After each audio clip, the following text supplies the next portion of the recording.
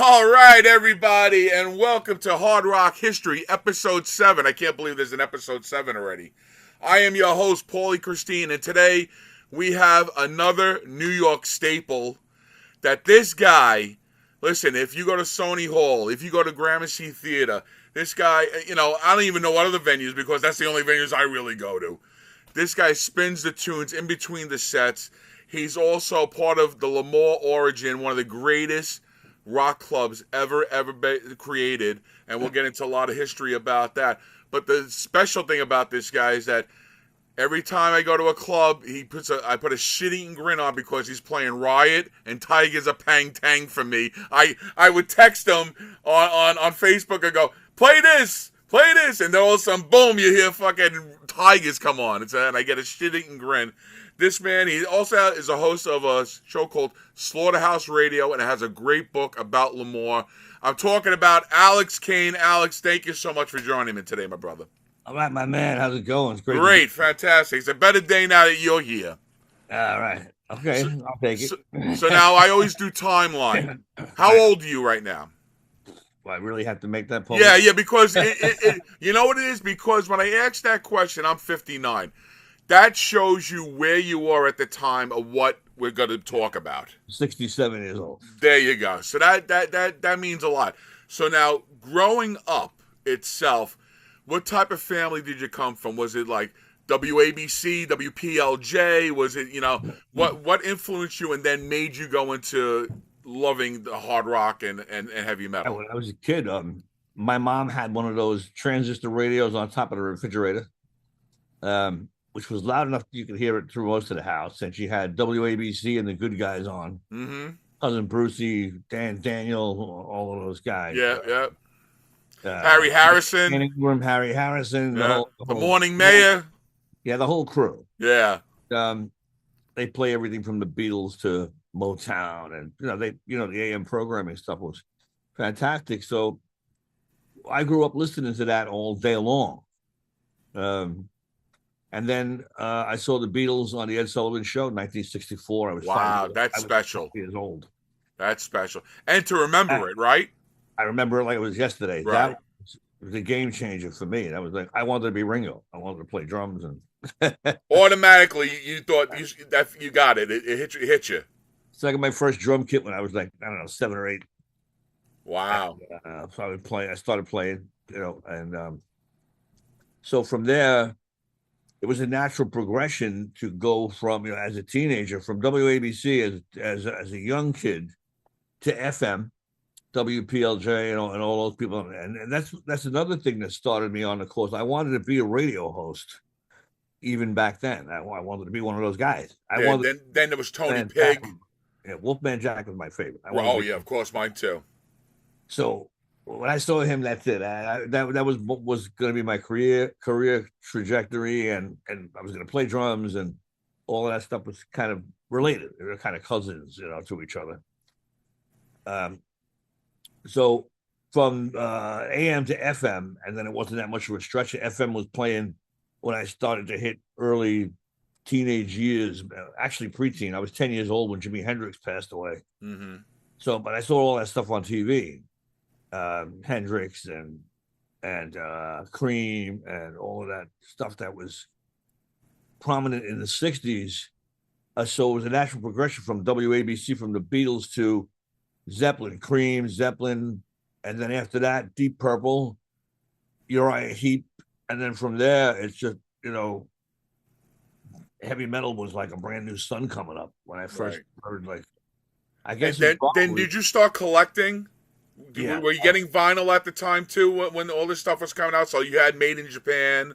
Yeah, I started buying vinyl when I was like 11, and so that's the first record I bought with my own money was "Are You Experienced" by Jimi Hendrix. That was the first album I bought with my own money, and so so I had that stuff too. And there was a place called Zigzag Records in Brooklyn that was the pinnacle. Mecca. Yeah. They were able to get the imports when the other record stores really couldn't. And they got them before a lot of record stores. Even before some of the record stores in the city. Because they used to go to the distributor like 5 o'clock in the morning. and they'd be the first guys at the door. Right, Pick up right. all the records, you know. Yeah, I'm So good friends with Phil. You know, when yeah, Phil took over yeah, and Phil, same thing. And I lived in Brooklyn, and I lived down in Park Slope, and I would have to take a bus and a train yeah, to get to him. And every Saturday I was there, man, spending my money too as a teenager. yeah. One long bus ride for me to Avenue U, Hmm. and that was just they had everything there. They had stuff you couldn't get anywhere else. They had everything from like Iron Maiden panties to like Yeah, the promotional autographed, stuff. Yeah. autographed pictures of Lenny, and I mean stuff you couldn't find anywhere unless you went trekking into the city and went all You know what hunt. I loved how they had the records hanging off the clothesline Yeah, when yeah. you walked in. And Phil too was really great that he would give you a little synopsis Oh, he was on the great. record to say, "Oh, this sounds like this. Oh, this is a must buy," and then he would, for me, he would go over and put the vinyl on the record. And go, no, you got to listen to this shit. Yeah, blah blah Yeah, blah blah blah. if he heard something that was fantastic, he put it on for you. Right. And so for me, I went a lot with a lot of feel because I didn't know a lot of the new wave of British heavy metal bands at first. So I just went with the general feeling. Well, this album cover looks cool. These guys have long hair. They look cool. The song titles sound great. This has got to be a good album. And 9 times out of 10, I was correct. It was a good album. Yeah. We got stuff like Samson there, and before Bruce joined Maiden, it was in Samson. So I got that. Bruce. Yeah, and early Tigers of Pantang, Stampede, all those new wave of British heavy metal bands that were out Yeah, back then. Saxon was then. Saxon was around, Scorpions were around, Yeah. Accept was around. So and the Accept albums, they were mind blowing back then. The first two records. So that's kind of where I started my heavy metal collection. But it was a natural progression from WABC all the way to Slayer and beyond. Right, because that shit's not on the radio as it is. So you're making your own radio station at home, Yeah, because no one else is listening to this shit. And if anybody said anything to you, that's how you like. When I first saw the Iron Maiden album, I was in New Jersey in a shopping mall, yeah, and I saw Eddie. I'm like, okay, and I turned it around, and the back cover is a live shot of them, and Deanna with the leather pants on, and he was shirtless. They said, "Oh, these fucking guys are Judas Priest ripoffs," and I put it back. I didn't even eventually. I put it back, and then like a month later, my friend goes, "Hey, did you hear this band Iron Maiden?" I'm like, ah. He goes, and he put it on. I go, "Holy shit!" And then that was it. I was done. yeah. And then First album, Killers. I bought that just for the album cover. oh, one of the greatest It's album gotta be covers ever. good. Looks like Ever. a horror movie. It's got to be good. I mean, it's so much that they revised it for the Run for Your Lives tour. Now Right, that's the Eddie from Killers. right, right. You know, it's Yeah, they're coming back around. Yep. So that's kind of that. And then I was the DJ thing I started in 1976. I was actually a disco DJ first because there were no rock clubs. There were rock clubs, places like the Cove and Bay Ridge, very tiny places that had enough tables and chairs that they shoved them out of the way to make a stage. Right. That kind of a club, more like a bar. And so I started spinning disco because I actually like disco. There's a section of this record collection that's all my disco records from back in the day, Mm-hmm. from 76 to like 80. And so, and that's where the money was. If you wanted to DJ in clubs and stuff like that, that's where the money was. Well, that was the era. Bee Yeah. Gees, ABBA, Gloria Gaynor. That was people were listening to. It was so dominant in our neighborhoods, Right. in Brooklyn. But the Gugines. Yeah, it was so. If there were discos on like every other block, there was a discotheque opening up. It got so ridiculous that one time I walked into a pizzeria, and right next to the pizza oven, there was like they made a little makeshift booth with 2 tiny speakers on the top, Mm-hmm. and a DJ, and an area for a DJ to spin. I'm like, this is ridiculous. Pizzeria now, come on. Yeah. That's how bad it got. Wow. Crazy. So I started doing like mobile. I was too young to work in clubs, so I started doing block parties and stuff like that, Sweet 16s, and then working on my skills. And then Night Gallery, Danny was leaving Night Gallery. He was the DJ at Night Gallery on 18th Avenue, we decided to have a battle of the DJs to pick the next guy. So it was me versus maybe 15 other guys from all the boroughs came down. And it was a turntable battle, and I won the turntable battle. I came in first place, and that started my career trajectory working in clubs. Mm-hmm. They were like, "Hey, you got to hear this kid. He's good. He just won the battle at Night Gallery." So that street buzz got me a lot of work. Okay. And then what was the progression? So now let me ask you this now. How old are you at the time this is happening? 18 years old. Now, are you done with school? You know, you weren't going to go to college. Was that the deal? Actually, I did go to college. I was on a radio station at Okay. WKRB FM. Okay, so let's just set the record straight. Before Gene Corey, before Matt O'Shaughnessy, before Eddie Trunk, before Keith Roth, I was on the radio in 1977, spinning Judas Priest at WKRB FM, Kingsborough College. Kingsborough, yep. In Brooklyn, mm-hmm. we had a projected listening audience of 2.5 million people because of the density of the area. Oh, wow.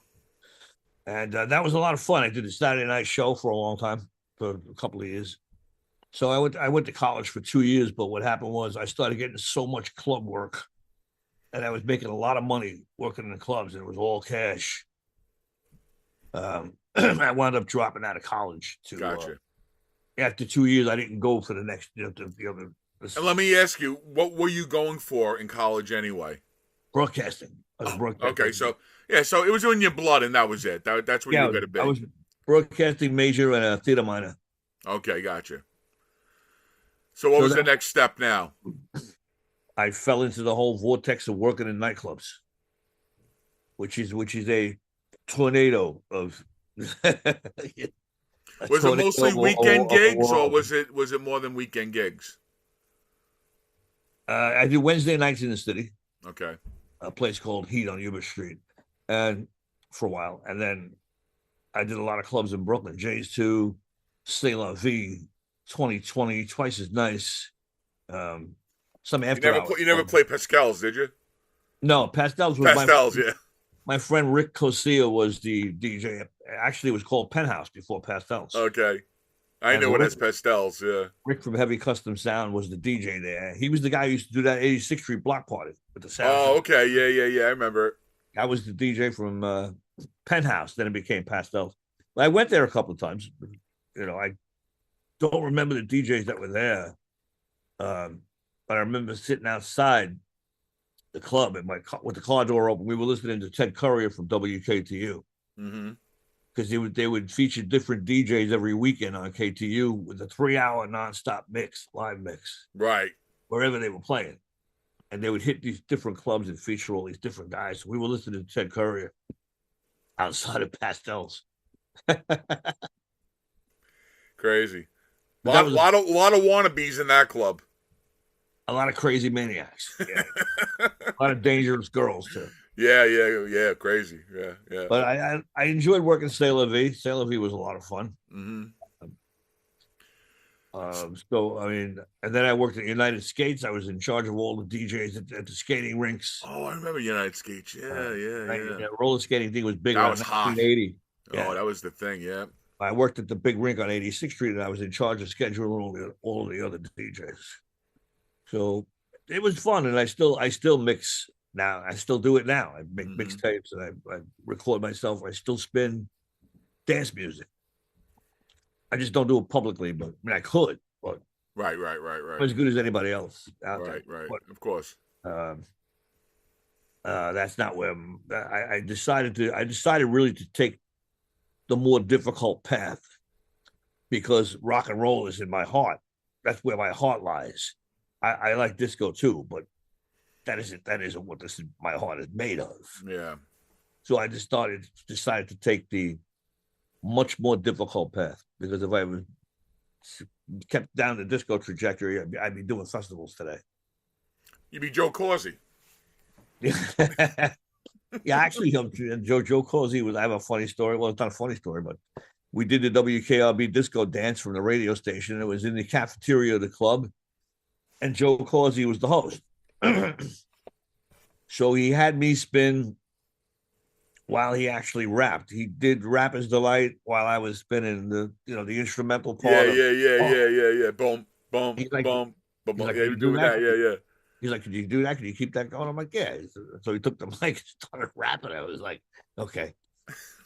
That's hilarious. It was fun. So now, how'd you get the Lemoore gig? All right, so Mike Pace was a friend of mine. He was the and Danny from Night Gallery. Danny was one of the judges that from the turntable battle. Mm-hmm. So I knew Danny well. And Mike Pace was the other DJ from Lemoore. It was two of the original dance guys. Mike Pace had been a veteran guy. He'd been a DJ for 10 or 11 years before Lemoore opened. He came from a place called Hadar on Staten Island. And so I became friends with him. And he, when the club started to make the transition from disco to rock, Mike Pace didn't like rock. Mm-hmm. He was a disco guy all the way, hardcore. I mean, he knew rock like Zeppelin, the big bands, Heart, Yeah, stuff like that was on the radio. But as far as the underground stuff, he had no idea. So he asked me, bring some of your records. He started borrowing my records. And I would go up to the booth with like a stack of hard rock. I would tell him, play this, play that, play this. let me ask you quick. Was disco dying at that moment for them to do the transition into the hard rock to be the rock capital of Brooklyn? Well, I think there were a couple of things taking place that they were having a lot of trouble with the Cousins. Okay, Because the Cousins were all like all egos and yeah, oh wait, oh yeah, half of them will want to be wise guys, and yeah, you get different cliques in the club, and there was some fights going on, and that kind of affected the capacity. Like less and less people started to go. And they gotcha. were like, well, when the club drops down to like 400 people, when we get down to 400, let's try and do some rock and roll. Let's try something else. And that's kind of how it went. Gotcha. So one kid got his ear bit off in the club, in the back of the club. It was a whole big thing. And let me ask you, was it Lemoore in the disco days, or did it turn Lemoore for the rock days? It was always Lemoore from the beginning. Gotcha. Okay, very good. Which is I don't really, think a lot of really people know that too. It's a very, very disco name. That's really, It's true. It's yeah. true. Yeah. Which was a cool juxtaposition when it became a metal club. Just really odd name for a metal club. Right. So that's kind of the way it was. And then at the same time, disco was dominating the radio, the airwaves. There were clubs all over the place. They sprung up like crab lice all over the city. And there was just so much of it. It became oversaturated. The major labels took over. They were spitting out disco singles like every week. And it just got to be too much. And I think I heard an 18-minute version of "Come to Me" by Fresh Jolie. That wouldn't surprise me. So from there it started. That's when the decline started, because once the majors take over and they start doing stuff, it's you're going down the drain. Yeah. And it was a gradual, then all of a sudden kind of thing, because really it was a gradual change. It wasn't like an overnight thing. Overnight, yeah. It took, I would say, probably a year for that to happen, and for the rock crowd to start to build, because George and Mike, the owners of the club, they decided to do Tuesday nights with New Wave. Wednesday night was something else. That's where I started. I started on Wednesday nights as the heavy metal DJ, no bands, just me. And Thursday night was concert night. And that was the night that kind of took off. That started it all. They started bringing in bands like Twisted Sister, Split Sydney, The Nines, early cover bands, Dr. Jimmy and the Who Show, Rubaiyat, who did an incredible Pink Floyd cover. And so this cover band scene, but they weren't just cover bands. They were really polished professional bands that would just blow your mind. They were so good at what they did. there was a quality to the cover scene back then that you don't see nowadays. Nowadays, the cover scene is lost in a sea of mediocrity. Yeah. But back then, these guys were a little bit older, in their 30s, like whatever. They had cut their teeth on a lot of ground, honed their craft. Well, the material was good too that they were Yeah. doing, at Right. the time that they Exactly. were covering basically. Yeah. And there was another band called the guys did I can't remember the name now. Did the Good Rats ever play Lemoore? Yeah, they played there a couple of times in the very beginning. Yeah. I played there. Then there was another band called Rat Race Choir. They I played. remember them. Yep. Flossie from New Jersey used to come in to New York and play. They were an early cover / original band. Mm-hmm. So there was a really great cover scene starting to emerge towards the end of actually started at the beginning of 1979, but it slowly built. By the end of 1979, it was a pretty good Thursday night crowd at the club. It was almost to capacity. And at that time, the club was smaller. It held about maybe 500 people. So those nights started to become bigger and bigger, and the bands were better and better.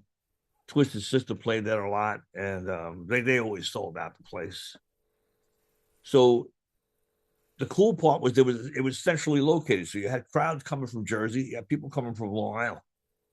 So you really had this really cool centrally located. And Manhattan, you get off the train, 62nd Street, you were there. So you had this really centrally located, almost rock club that everybody could go to without really driving that far out of your way. I mean, the Long Island's 2 hours for me. Right. So that was part of it. The shift in the scene from disco being on a decline to rock becoming a little more popular again. And the trouble they were having at the club were all these kids. There was a lot of fighting. That also was a factor in them changing the club towards rock. The rock crowd was a lot calmer then. There was,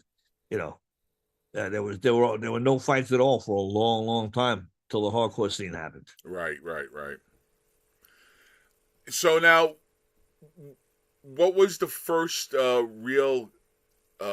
Like I remember, every Thursday night was Twisted Sister. Right, for a while they did for a long time. It was until they got signed by Atlantic. Yeah, TT Quick too. And they got replaced by White Lion. Right. White Lion took the Thursday slot. Right. So what was they went out into the universe? Yes. Stay hungry. Yes. They were nurtured by Lemoores and then saw the world after that. They cut their teeth. A lot of bands cut their teeth at Lemoore. Well, Speaks was their original home base. Was Speaks from Long Island. Yes. They came over to Lemoore. One of the bouncers was who used to work at 2001 Odyssey. They had rock nights too at 2001, and he brought Twisted Sister. He suggested Twisted Sister come to Lemoore. It was a kind of a word of mouth sort of thing, and that's how that transpired. But then they became a staple, a house band, and the owners used to call them the rent paying band because every time Twisted Sister played, they sold out the place and they knew they had their rent covered. Right. Oh yeah, true. True. Yeah. Sister back in the day, I gotta tell you, I was fortunate enough to see those things. And they weren't the Sister, we're not gonna take it. Completely different look back then. Yeah. They had Tony Petrie on the drums. Right. Back then, it was, and they were solid, and D was one of the greatest rappers, talking wise, frontmen. Even then, I mean, you saw that. It was one of those type of things like, we'll talk about Metallica thing. It's like when you see them, you wanted to keep them for your own. You don't want them to go out into the world, you know what I mean? Because it was like a precious little stuff. Like, oh, they're ours, you know? I felt that way about a lot of bands. I didn't want to tell anybody about them. Right, exactly. Because if you knew, you knew, and that was it. You know what I'm saying? And then if anything, and then whoever went, then you talk to your boys about the show that you saw that night, or what happened that weekend. Then eventually, what happened was as you saw for yourself, the cover band started to slip their original songs into the set. Like Twisted would slip one or two originals in. Well, if you like what you're hearing now, this is one of our original songs, and they would present it. And Zebra did the same thing. Zebra started at the club as a Led Zeppelin cover band, Right. an exceptional one. And then they started to slide their songs into the set by, a couple here and there. So the cover scene slowly turned into an original metal scene. And that's kind of how that came about. The bands that were cover bands were writing more and more original. Equinox too. Equinox put out their own album. Split Sydney put out their own album. TT Quick went from AC/DC covers to their own stuff. You know who I love? Syntron. Yeah, Syntron was great too. They had Great. albums out. George was unbelievable.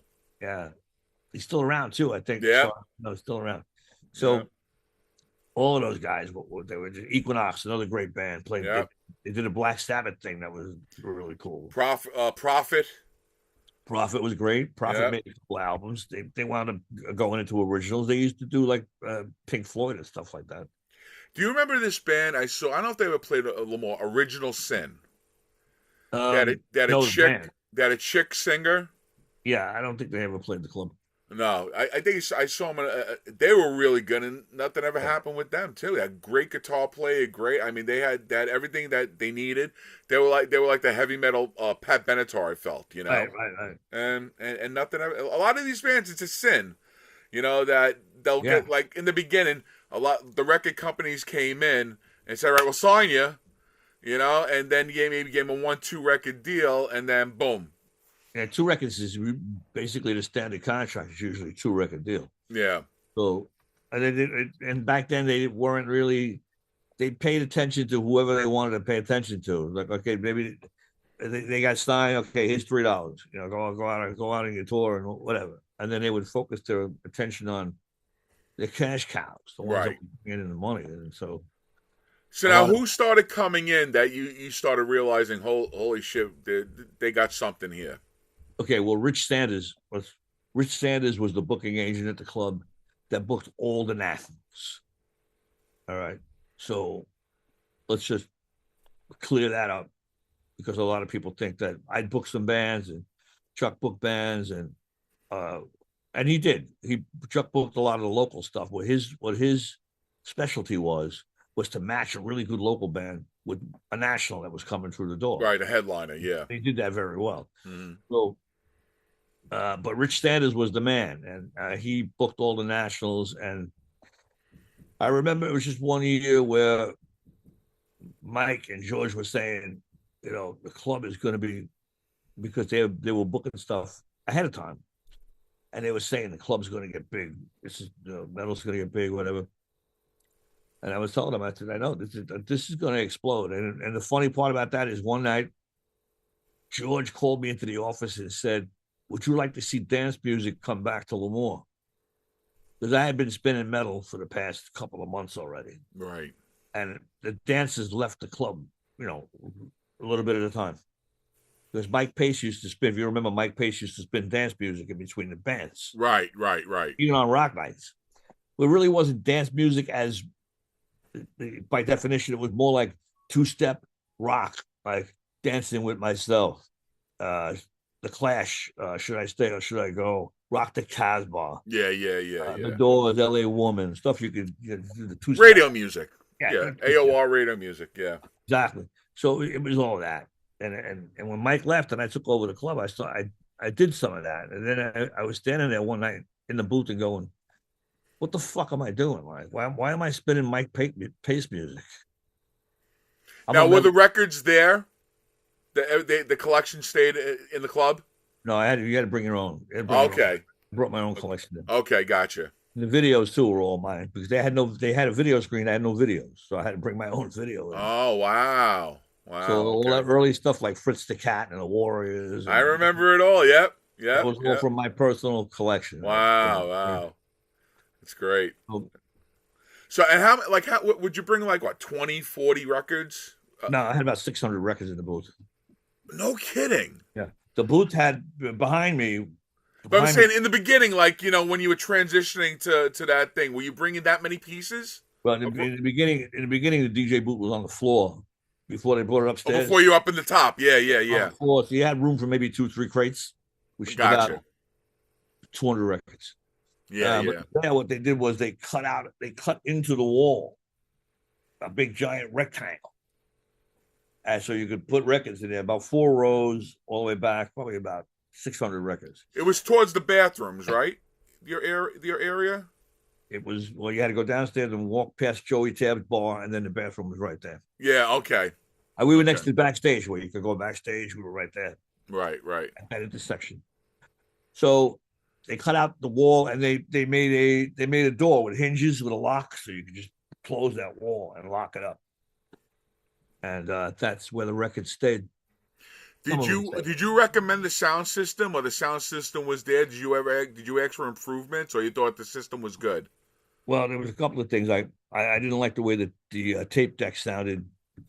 I wanted them to bring in a Nakamichi tape deck, but those are expensive. They were like $1,000 probably back then. Yeah, and expensive doesn't fly over there. So I know. That fell on deaf ears, but the sound system was installed by, we were talking about him earlier, Rick from Heavy Custom Sound, the DJ from the Penthouse. He had a club installation business that was on 86th Street. It was called Heavy Custom Sound, and he did the sound system. There was a great rack.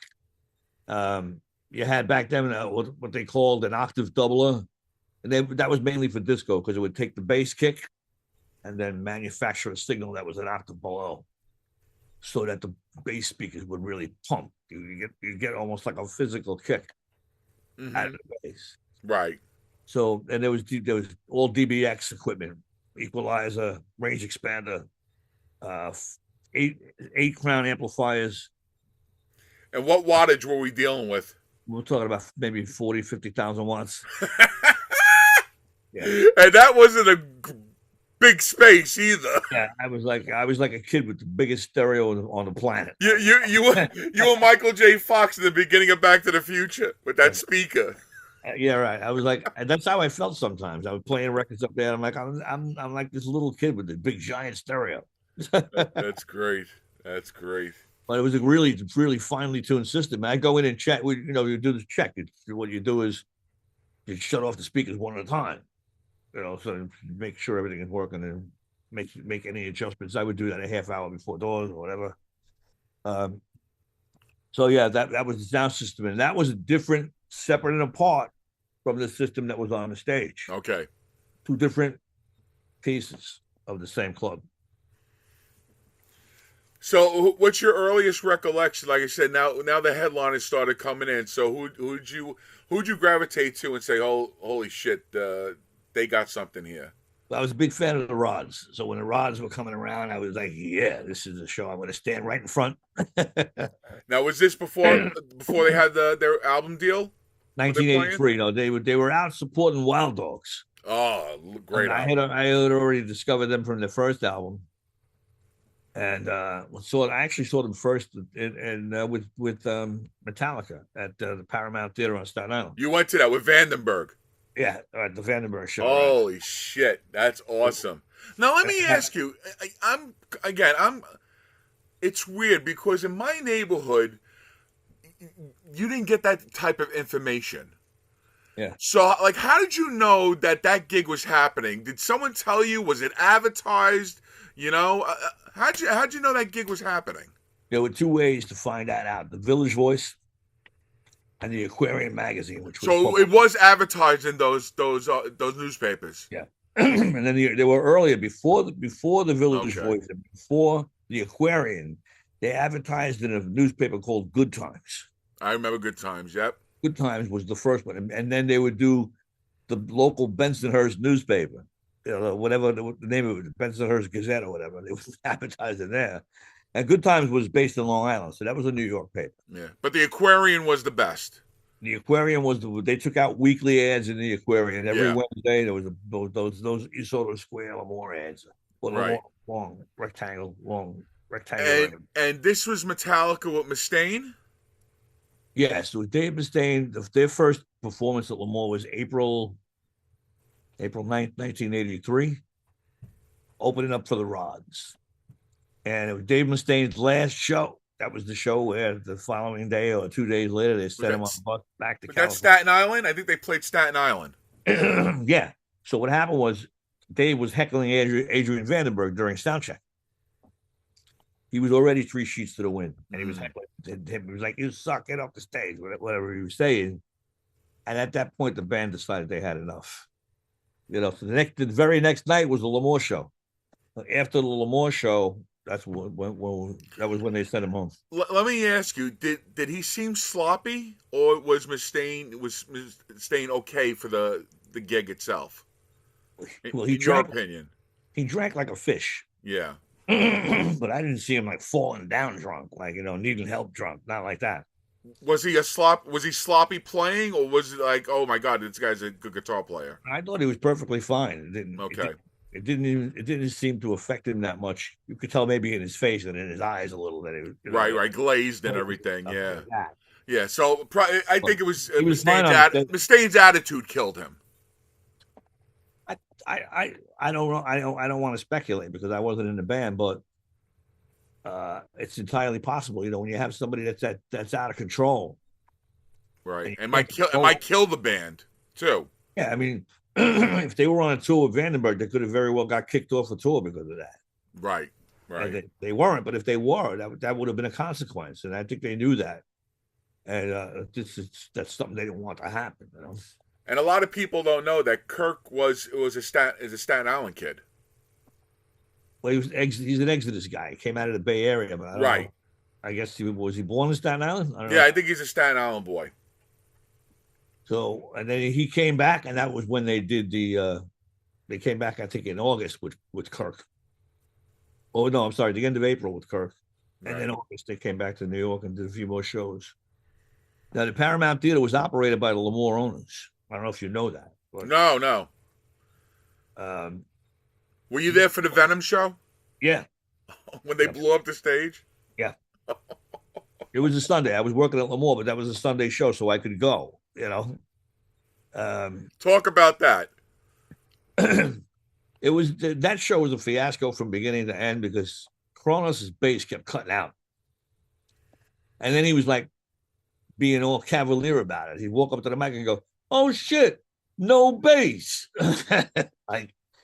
And we're all standing there waiting for like sound to happen. And it was just white noise for a while. And the drummer would go blick, blick, like every 10 or 15 minutes. And it was like, he had no bass that he couldn't play. They finally started playing.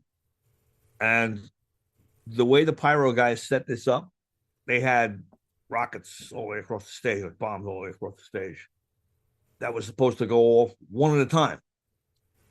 I guess maybe he didn't understand U.S. electricity or wiring or whatever, but they all went off at once. But it was this big blast, blood. The people in the front rows got all the black soot on their faces. Wow. Bouncers were very quick to react. They opened the doors, the exit doors. They made everybody go out to. The Paramount had this huge backyard area, and they opened the exit doors and they escorted the whole crowd out to the backyard. So we got plenty of air, and we waited out there for about maybe a half hour or so until it was clear enough for us to go back in. And we went back in, and they played the rest of the show. There's a rumor going around that there was a hole in the stage. There was no hole in the stage. That's true. That's all you hear about is the hole in the stage. There was no hole hear about the story. Okay. It wasn't that dramatic. Right. Well, if it was, then the show would have been over. That would have been it. Right. I heard stories about that, like you could see the bottom of the club, and no. Was that black metal tour for them? Do you remember? So. It was either Welcome to Hell or Black Metal. Okay. And again, who was the time in the States? Who was the openers for them for that show? Do you recall? They were kind of named people too. I forgot. My brain is not remembering. It's fine. Venom, Metallica. I don't know. Cities, maybe. I don't know. Maybe Cities. Let me ask you this: were you at the Metallica Anvil Riot show that Johnny Z put on?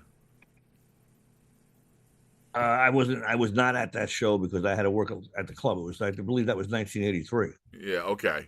and I Okay. was working at Lemoore, unfortunately. But I did see Manowar, the Manowar show, the world. They called it Johnny Z was calling it the World War III show, and Manowar, Virgin Steel, and somebody else. Did you have a Uh, relationship with Johnny Z? yeah, I knew Johnny Z very well when he used to come to the club all the time, and he had a great relationship with George and Mike when he started Megaforce Records. Um, the club would allow his bands to play no matter what level they were, whether they were 200 people or 2,000 people, it didn't matter. The club showcased all of his bands, and so that was a cool thing. Raven, he brought Raven in, Anvil, all of those guys, brought Metallica in. So, and then later on, King's X and other guys. Fate. Excited. Did he bring in Fate? I don't know. No. And let me ask you: Were you ever Excited approached by for sure. record companies to go out and find bands or anything like that to work for a record company? I used to I had a good relationship with some of the major labels, but I just wanted to get records from them. I didn't really want to. That wasn't a career path I wanted to pursue. Okay. They had plenty of scouters at the club already. We had Muncie from Polydor was there. Michael Lago was there, and Jason Flom from Atlantic Records would often come. The guys from Century Media. So that was something that I really wasn't interested in. I wanted the product. Yeah. Yeah. You got probably like the cutouts. Yeah. Yeah. Yeah. Yeah. Um, were you the DJ for Armored Saint, Wasp, and Metallica Weekend? No, that was Chuck K. That Okay. was in 1985. Actually, 85. Right. beginning of 1985, Chuck started around November, around the Loudness show, maybe a little bit before that, October, November of 1984, and they moved me over to Lemoore East. So I was working at Lemoore East when that. Oh, okay. But So now let me ask you this now, before that. So how is it that you didn't stay at Lemoore and then you went to Lemoore East? Why was that happening? well, there were two things. One was a complete misinterpretation of the owner by the owners.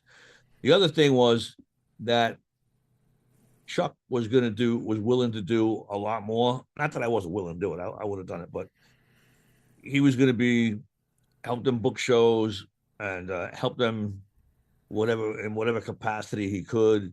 They would ask him about bands and all that kind of stuff. And me, I was more focused on killing the crowd, getting the crowd amped up Right.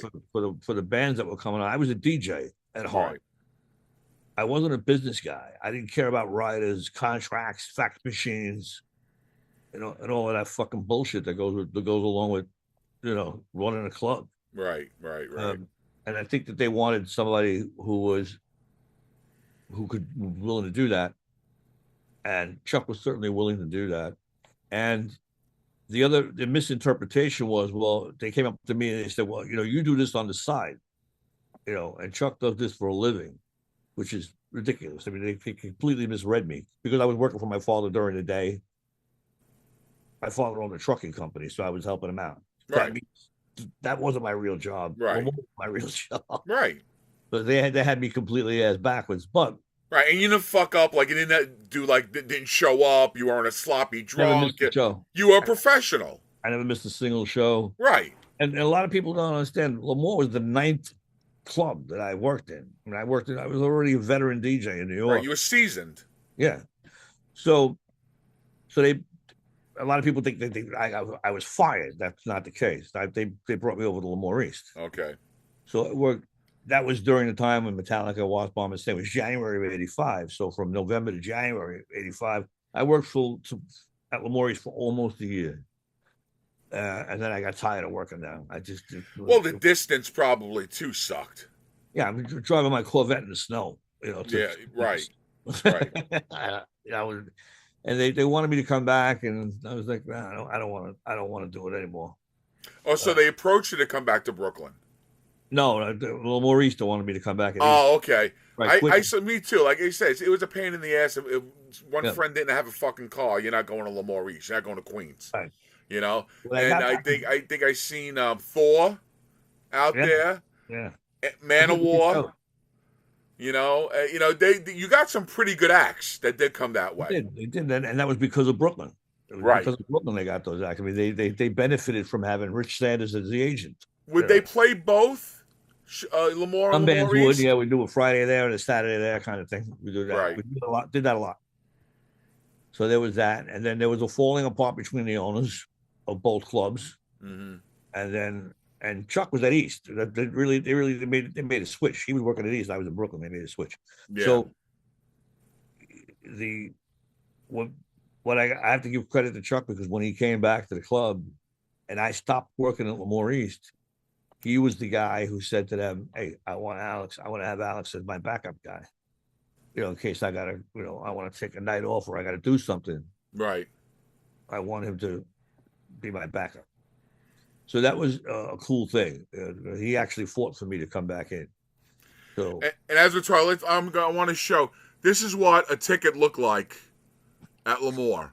yeah, it was one of those manufactured ones there. This is Anvil, October 27th, 1984. This is. 84, okay, October. Yeah, that's probably. And then probably it graduated to this.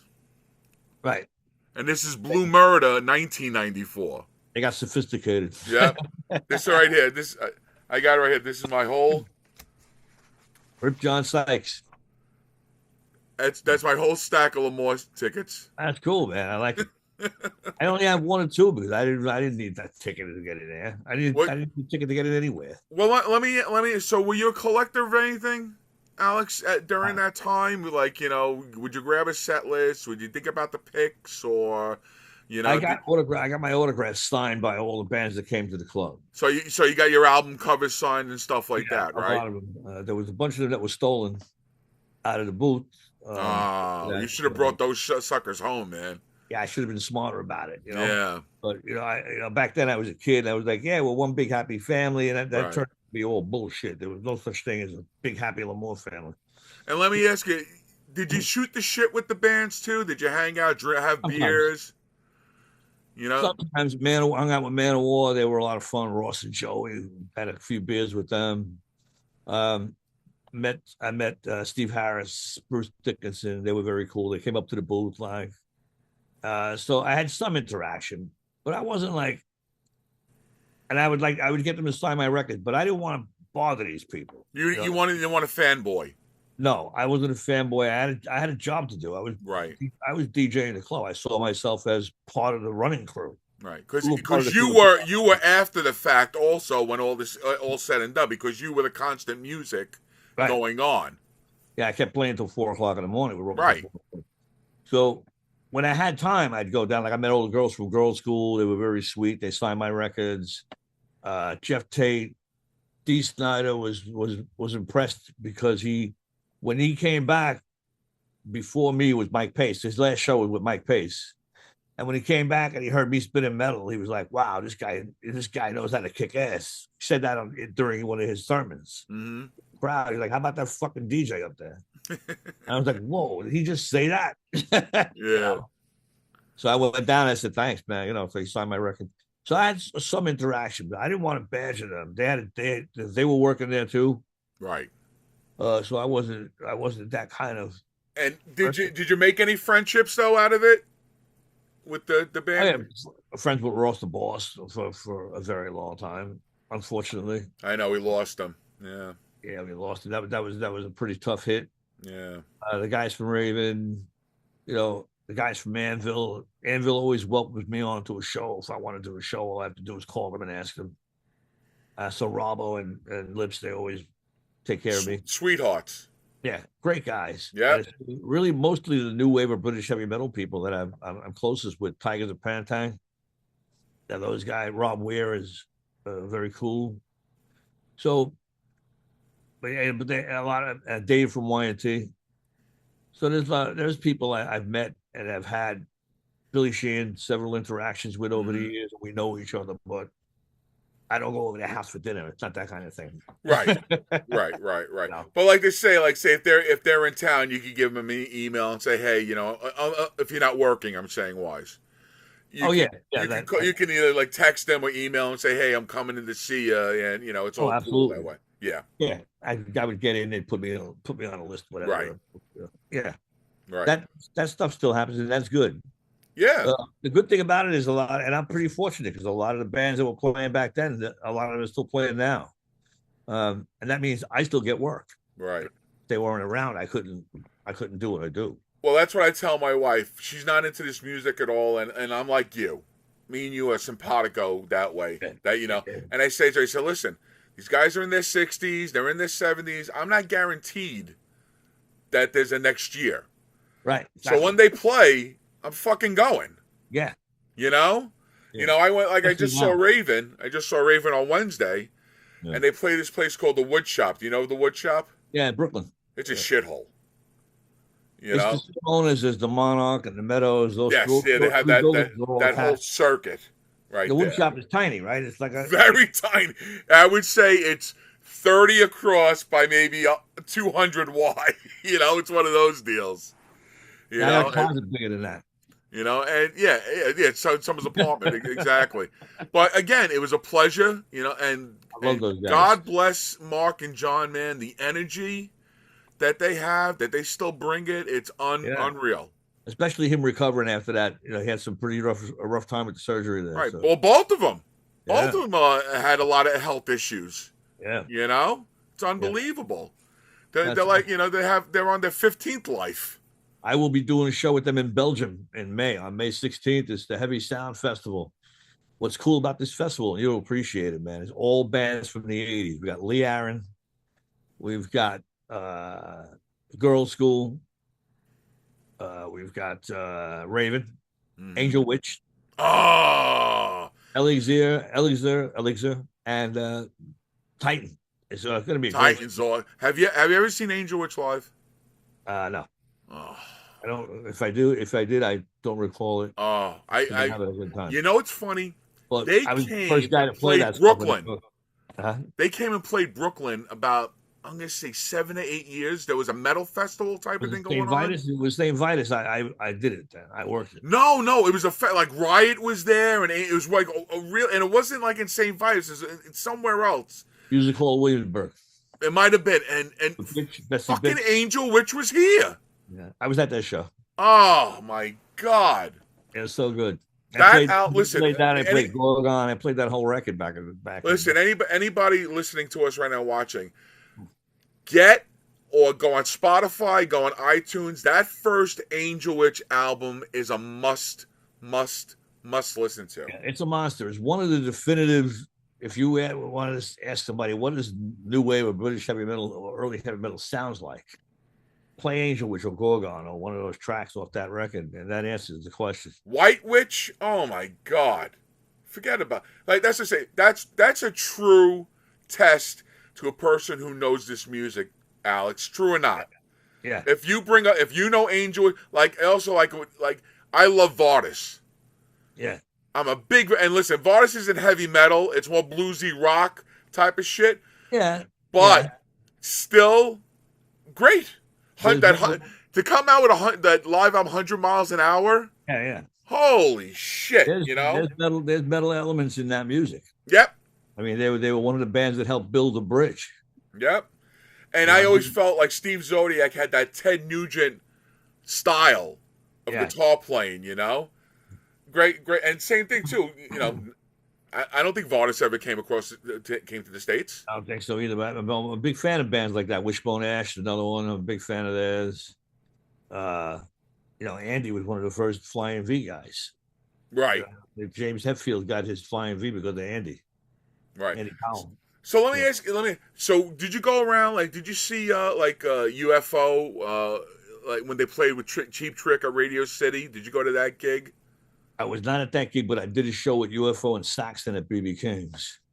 Okay, I was at that. I opened that show. It was 2 nights in a row, sold out. It was fantastic, man. Oh, man. I love BB King's. That was a great venue, man. It was a great venue. I worked there for like 10 years. I really enjoyed it. Yeah, it's a sin that went away. Yeah, the layout was perfect, too, how the seating was and how the pit was for everybody. Y&T was there too. A lot of great. A lot of great. I have my YouTube channel is called Paulie Flicks, and I record the video. Record the shows. You Yeah. know, and I don't record to make any money. I like I said, I tell everybody I feel I'm archiving because a lot of bands do not. Yeah. You know, and I really take care. I use a really good camera. I try to get really good audio on it, and I'm professional. I'm not, I really go zoom in on the soul. So anyway, I try to do it, and there's a lot of shows from BB King's that I recorded there. And For a thank while, God. they were And the looking funny thing smooth about it is, and- thank God for the iPhone now, yeah. because you really don't get bothered anymore.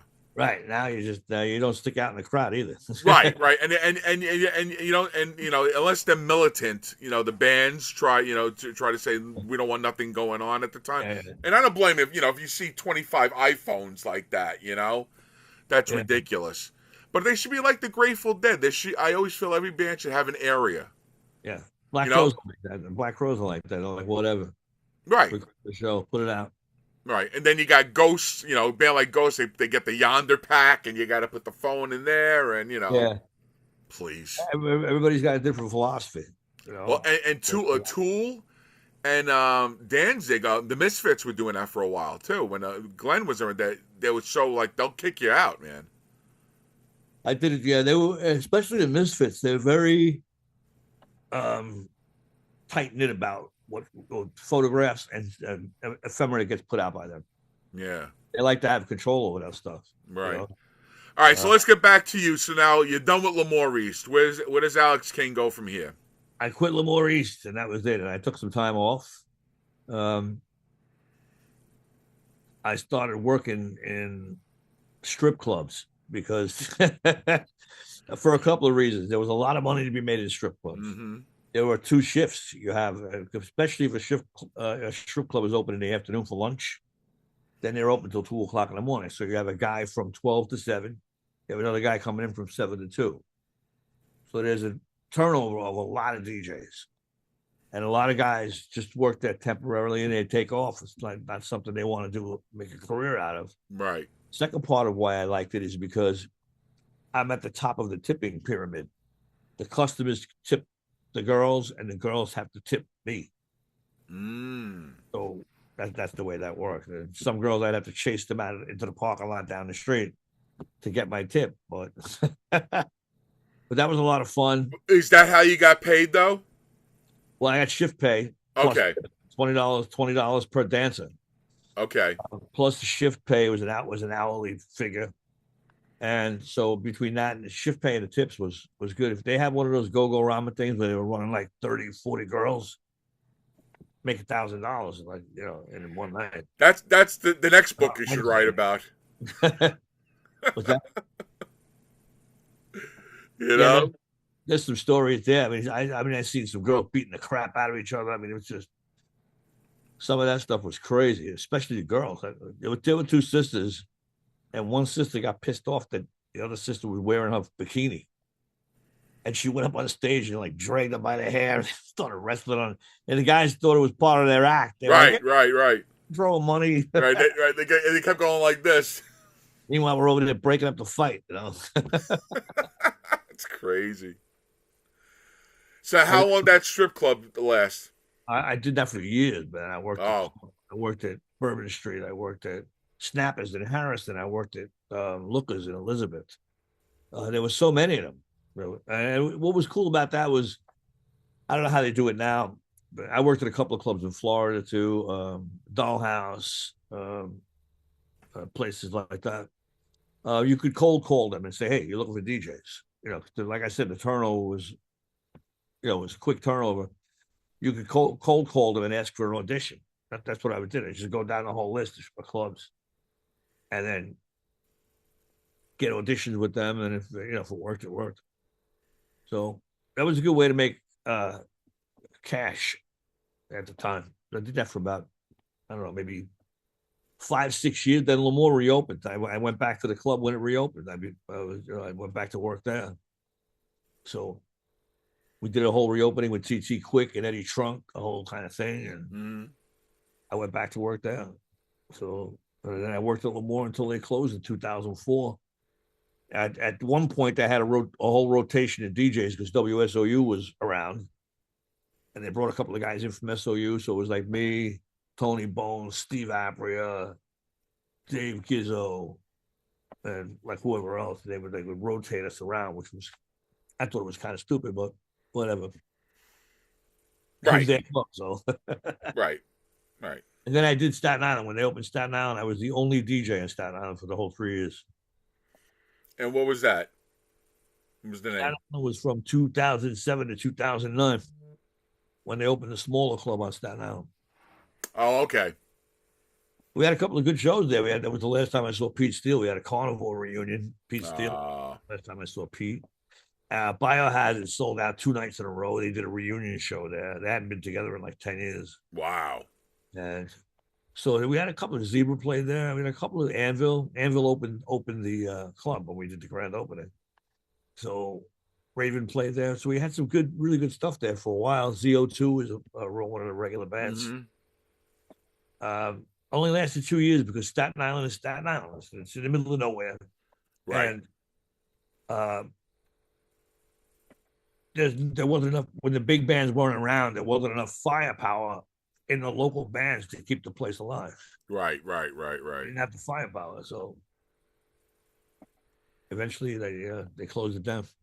And where was the next gig?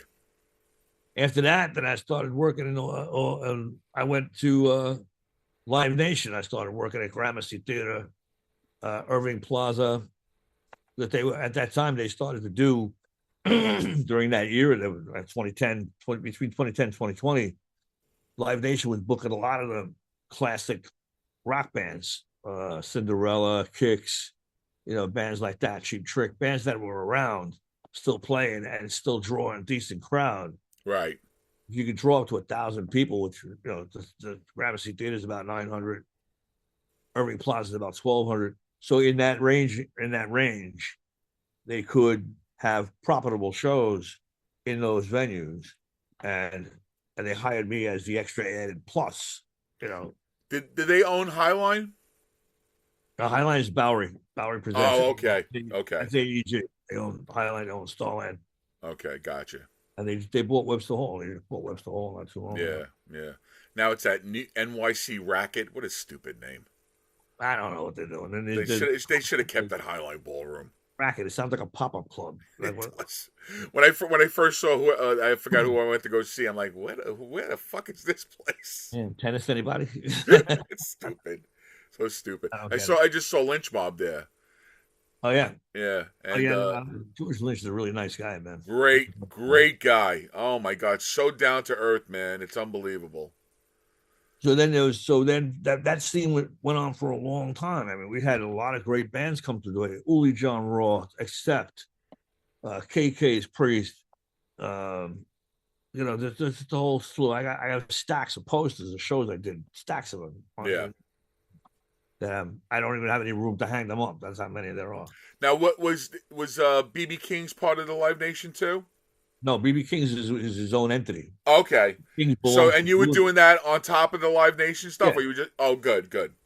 And so for a while, I was working all over the place. I was doing Jones Beach, BB King's, Live Nation. I was also doing St. Vitus. St. Vitus opened. I became friends with one of the owners, and they. In the beginning, I said something a little salty about them on Facebook. I'm like, you guys are a little late to the party, And the owner was like, well, come down and see what we're about. Like, have a drink. I said, all right, I'll do that. Came down, and the club was fantastic, man. I fell in love with the place. Yeah.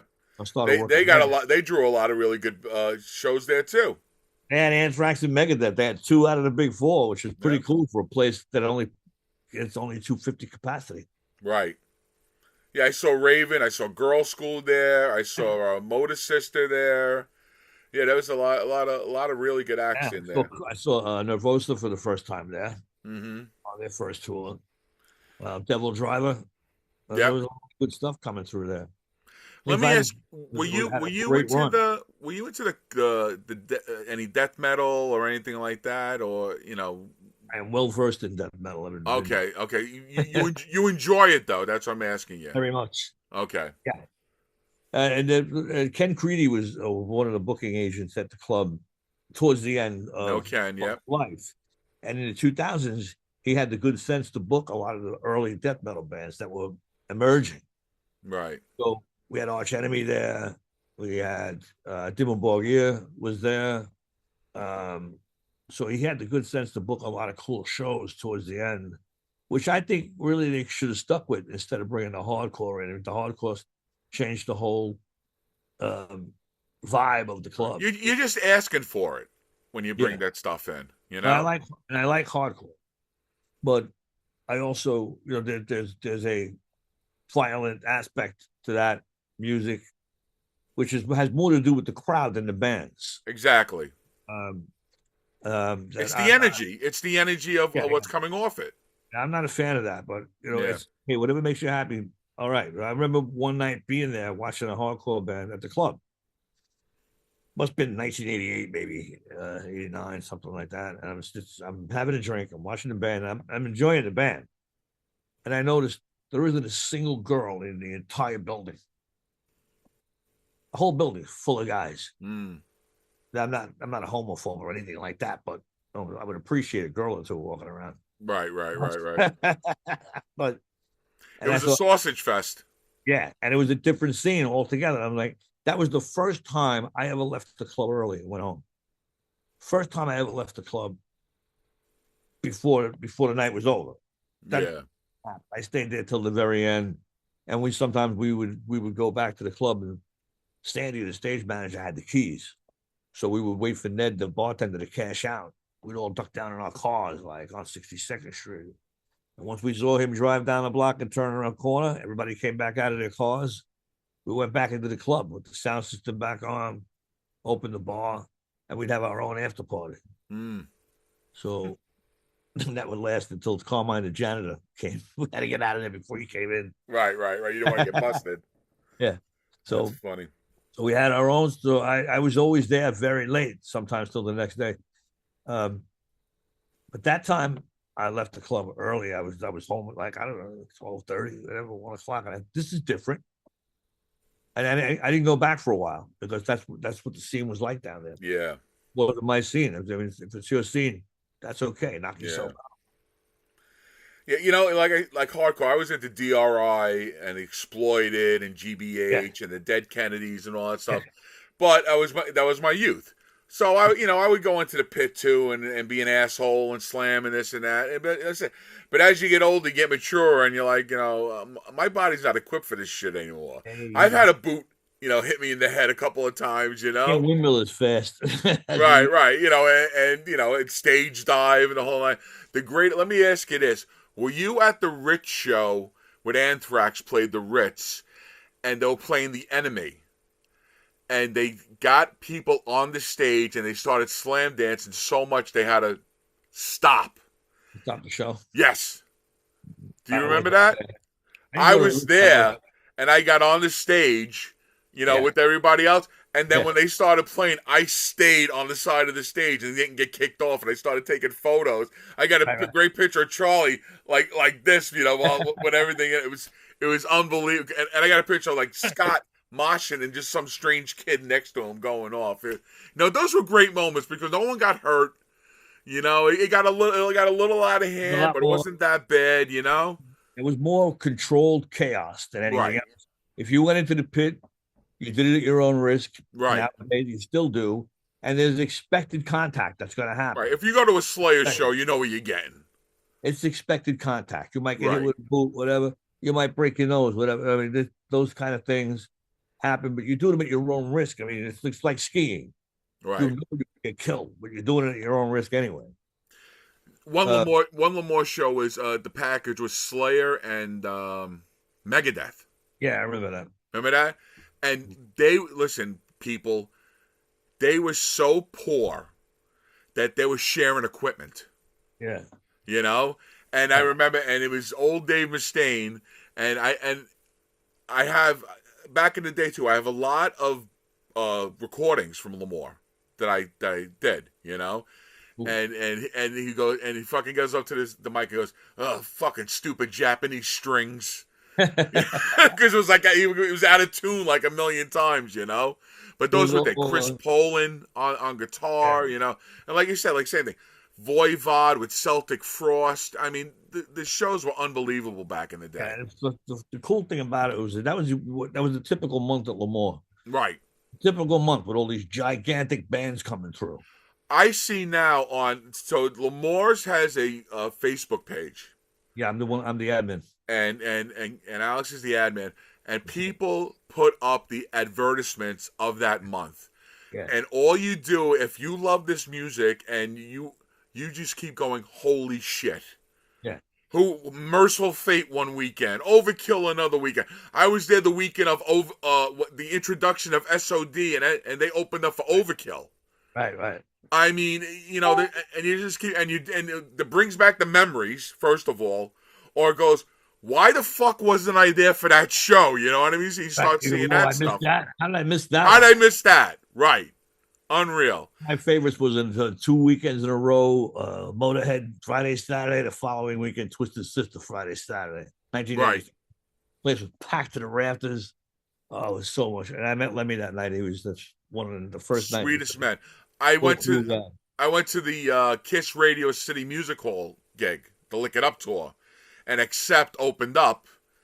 And I ran to Lemoore that night because they had the headline gig at Lemoore at like 1 o'clock in the morning. 2 o'clock show, 1 o'clock, 2 o'clock. Yep. They sent all the cars out to pick them up. Like they sent a fleet of cars to go get them. Great. We did that a few times. And you know what was cool though too for that gig is that they didn't leave as the headliner and go straight to Lemoore. They actually played after Kiss played.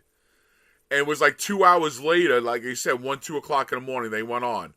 Yeah. Crazy. I remember Wolf Hoffman was telling me that. I was like, what was your first impression? He was like, the crowd outside the club. There was so many people outside the club that the bouncers had to push and shove them out of the way to get the band into the back door. Right. It was like he couldn't believe how many people were there. Crazy shit. A cool memory. All right, let's talk about now. What's going on with you now? Now, let's see. Well, I'm international, baby. I'm going all over the world this summer. My next show, actually tomorrow night, I'll be at the Brooklyn Bowl in Philadelphia with Dark Tranquility. Okay. A band called Soen and Persephone. So that's going to be awesome. Brooklyn Bowl, Philadelphia. After that is Belgium, the Heavy Sound Festival with Lee Aaron, Angel Witch, and the rest of the bands, Girl School, and Titan, Elixir, Excalibur, all the new wave of British heavy metal stuff. Then in June, I'll be in Canada at the Decimate Festival. 25 or 30 Canadian metal bands. What's cool about that one is it's open to all ages. They have stuff for kids to do, and there's a tent city there, campground. It's a lot of fun.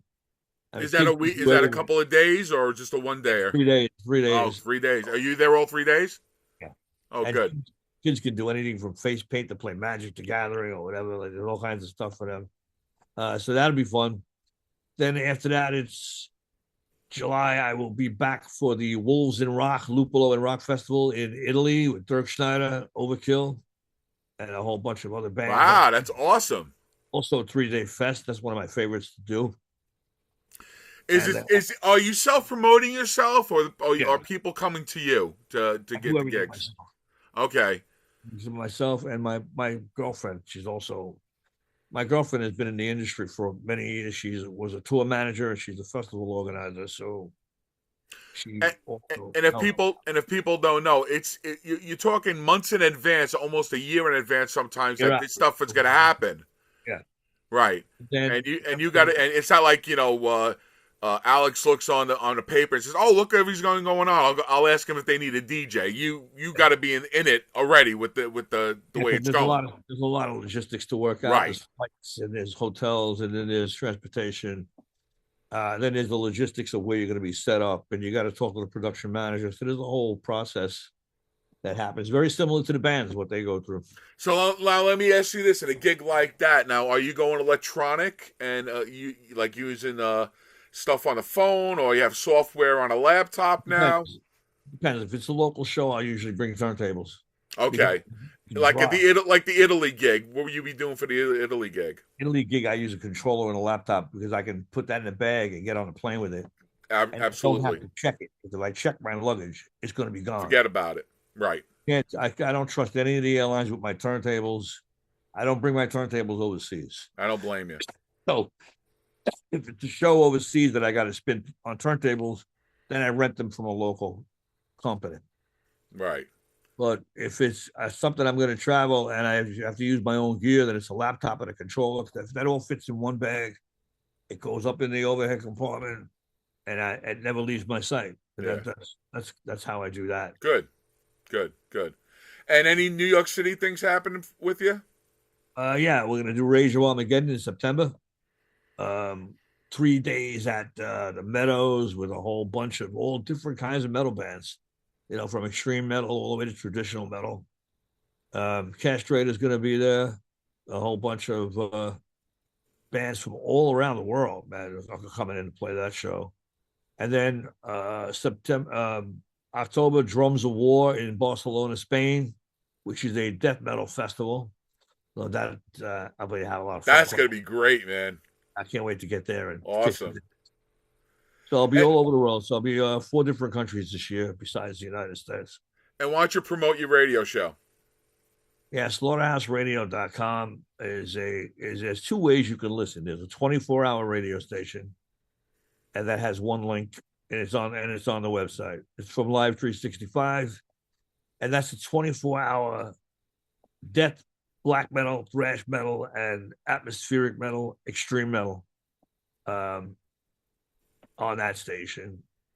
And then there are, on the actual site, there are interviews with everybody from John Corabi to the guys from Mayhem. And so You just did a great Axel Rudy Pell. I listened to. Yeah. Thanks. I love that guy. He's such a great guy. I wish he would play the States. I hear he's Fear of Flying. Yeah. It's a sin. Really good. I'm glad he did an album of originals. I love Johnny too. He's such a great singer. John's a nice guy too. Man. Oh God, and Rondinelli playing the drums. Great band, man. So then, there's interviews, and there's at least 75 interviews because I was on Gimme Metal, back when Gimme Metal was the biggest metal station on the planet. We started in I think maybe it was 2020, before COVID.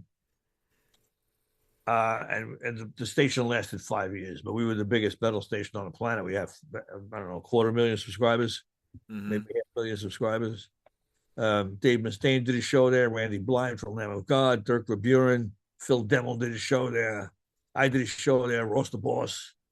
So we had a lot of great shows on that station. They went out of business, just like that. They called me up and they said, "This is going to be your last show. It's over.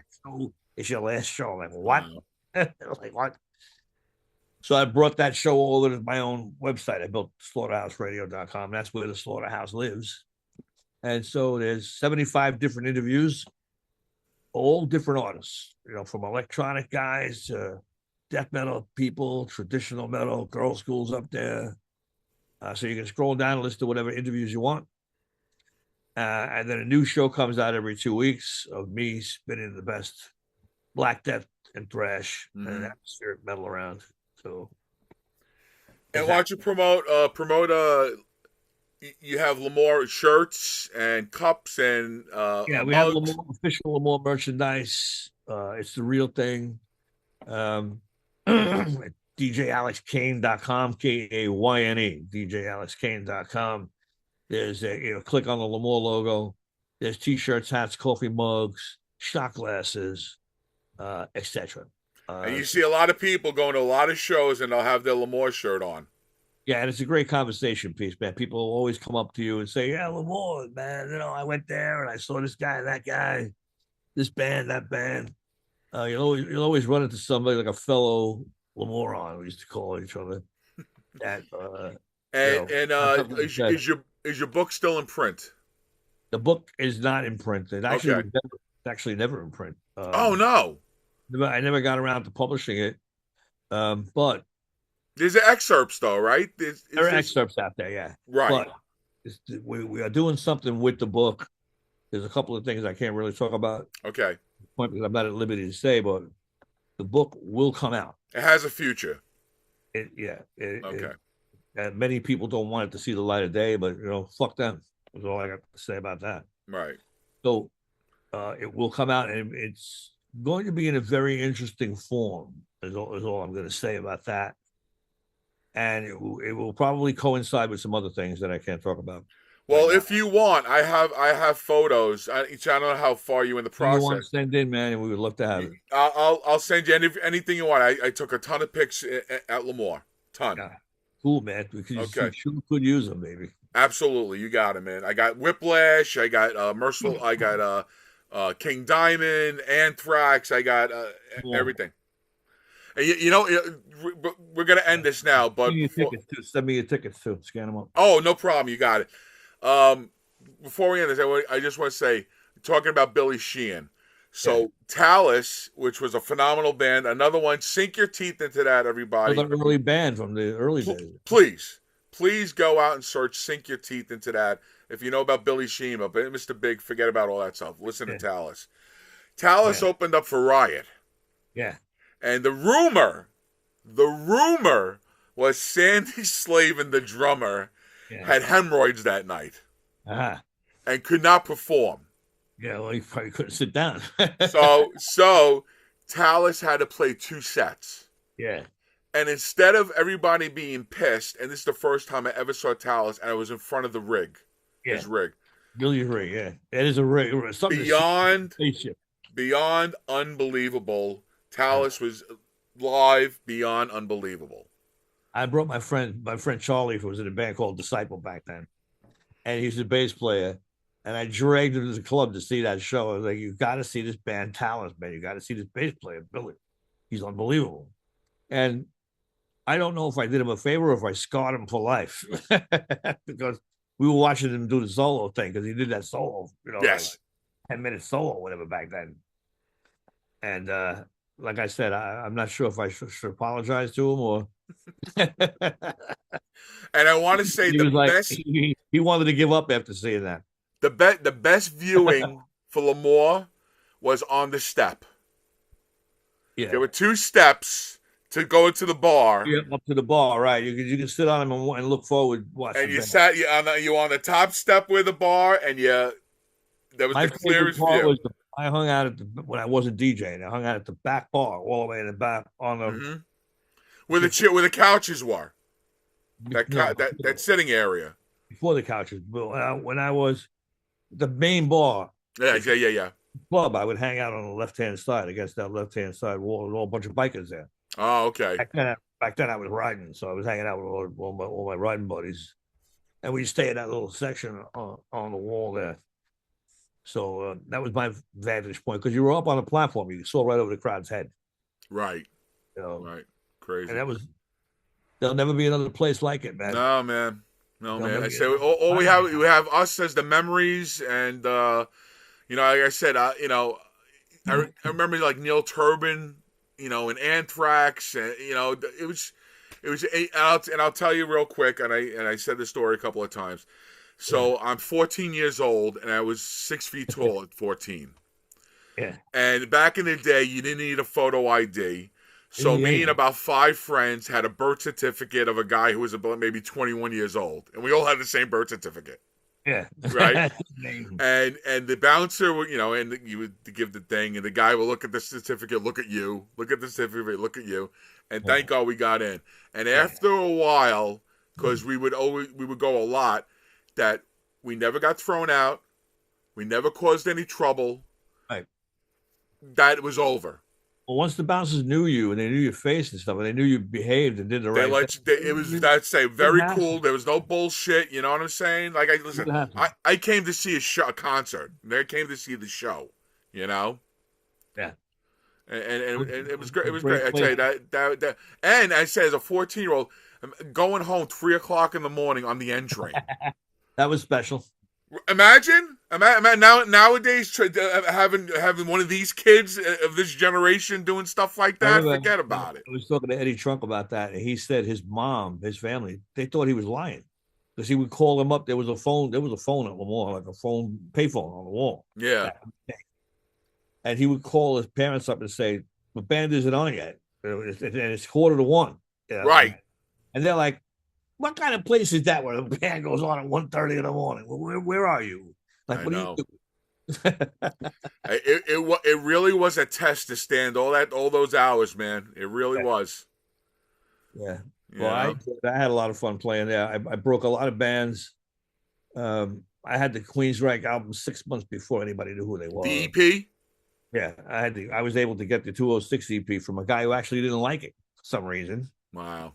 I said, send it to me, bro. And I played it. And 6-7 months later, EMI picked it up, and then Queensryche took off. And I remember people going to, I would play records, and they would go to Zigzag the next day looking for the records Right. for those songs, and they would Well, ask for, my thing was I hear this guitar solo. I don't know if you were the DJ or not at the time. It was unbelievable, and it went right into the song. And at the end, it was either you or Chuck saying, "This was Gary Moore, the end of the world." Yeah. And I was like, "Holy shit! What what I just listened to?" And that was it. I was scarred for life with Gary Moore. Gary Moore was out of left field, man, because he wasn't like, he didn't hold himself out to be a heavy metal guy. He's more of a blues artist, but he fit right in the category with the new wave of British heavy metal. He fit right in there. Right. With all those bands that were. And he stayed in that hard rock genre. Yeah. Yeah. And I was right for at Lemoore. It was Victims of the Future tour, and I was right in front of him. And Alex, he bent down and he played the guitar, one solo in front of me, sweating. Right there. And I got his guitar picked that night.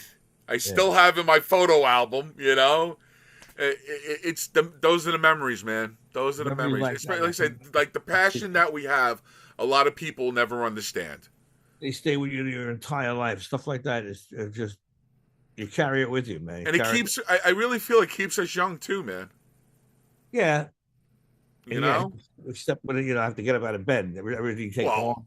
Well, that's it. But I'm saying here, up in the cabeza there. Well, up here I'm 12 years old. I know, me too. Still sitting on the floor listening to Alice Cooper Killers. Yep. All right, my man. We'll end it right now. I want to thank you so much. I mean, this time's been great, and I'm really glad. So everybody's got to realize, me and Alex really never spoke because Alex was always working.